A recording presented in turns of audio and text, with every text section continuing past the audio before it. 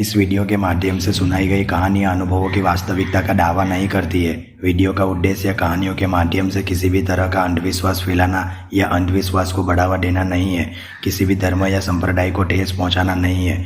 कहानियों का हेतु केवल मनोरंजन है। नमस्कार दोस्तों, मैं हूँ दिव्येश और आप सुन रहे हैं कहानी तर्क वितर्क और ज्ञान की दिव्येश के साथ। हेलो फ्रेंड्स, आज हम ऐसी जगह के बारे में बात करेंगे जो most haunted places in Asia में आता है, जो है राजस्थान का भानगढ़ का किला।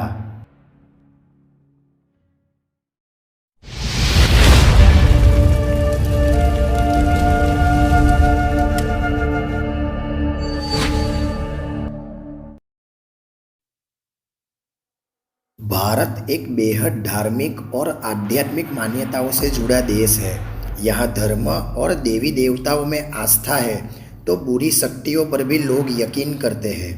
देश में कई ऐसी जगह है जहाँ के लिए माना जाता है कि यहाँ पर बुरी शक्तियाँ या फिर कहे भूतों और आत्माओं का कब्जा है। ऐसे ही कुछ भूतिया स्थलों में सबसे ज़्यादा मशहूर जगह है राजस्थान में मौजूद भानगढ़ का किला। राजस्थान पर्यटन अपने रेगिस्तान, रॉयल्टी और किलों के लिए जाना जाता है। भानगढ़ की गिनती most haunted places in Asia में होती है। ये किला पहली नज़र में ही देखने में अजीब और डरावना एहसास पैदा करता है। कहानियाँ हैं कि यहाँ भूत बसते हैं और यही वजह है कि धीरे धीरे गाँवों की आबादी इस जगह से काफ़ी दूर हो गई है।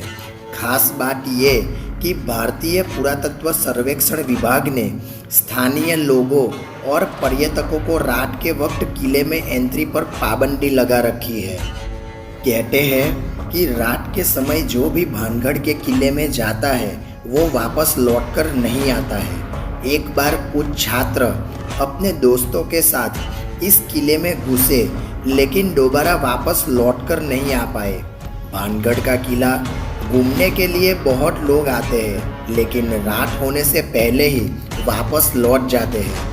भानगढ़ किले को भूतिया बताने के पीछे कई कहानियां हैं। स्थानीय निवासियों का कहना है कि यहाँ अजीब अजीब सी घटनाएं होती रहती है। भानगढ़ किला, राजस्थान।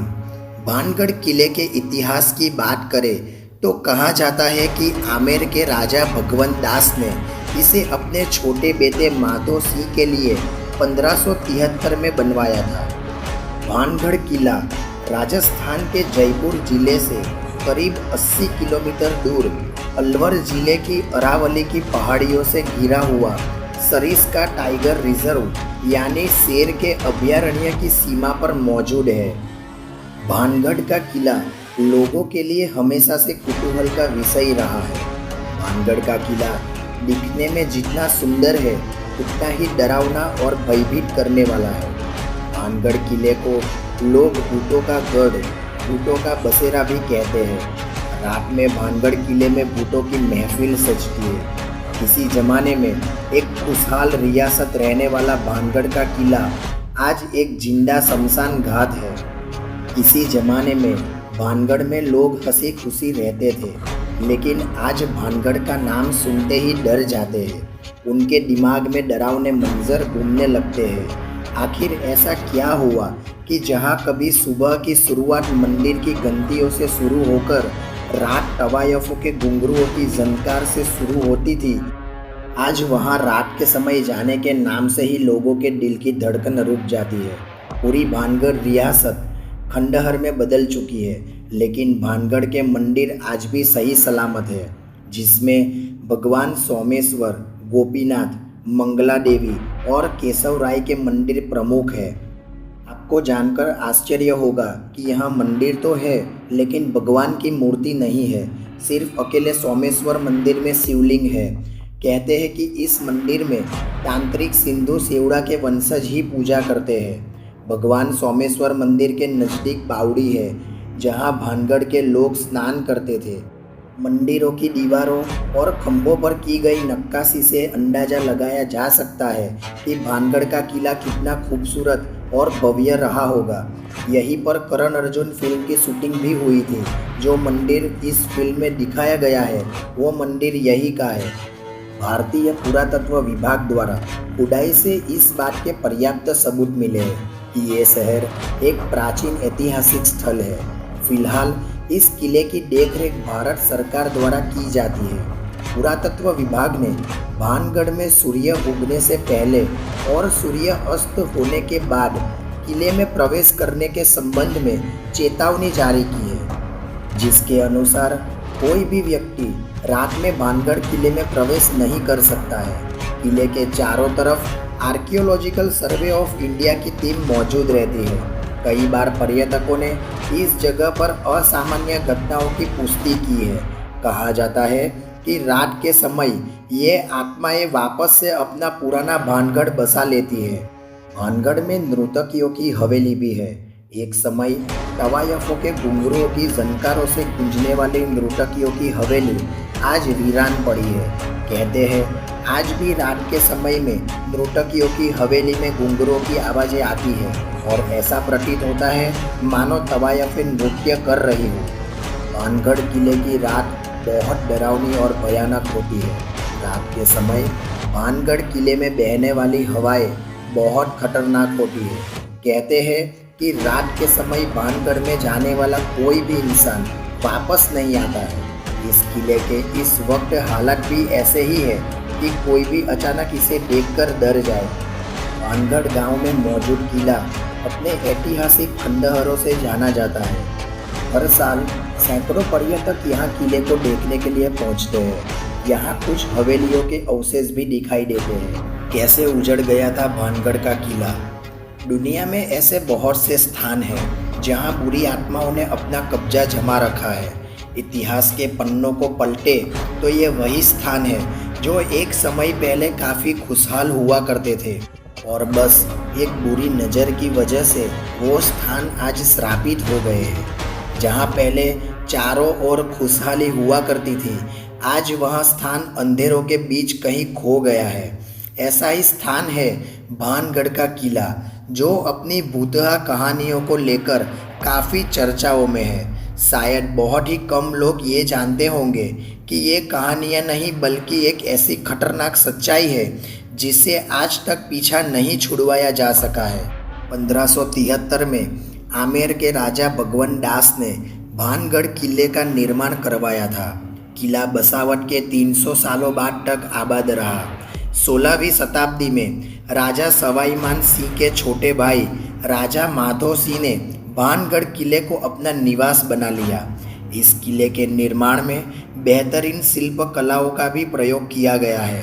भानगढ़ किले का निर्माण बेहद मजबूत पत्थरों से किया गया था, जो आज भी जस के तस स्थित है।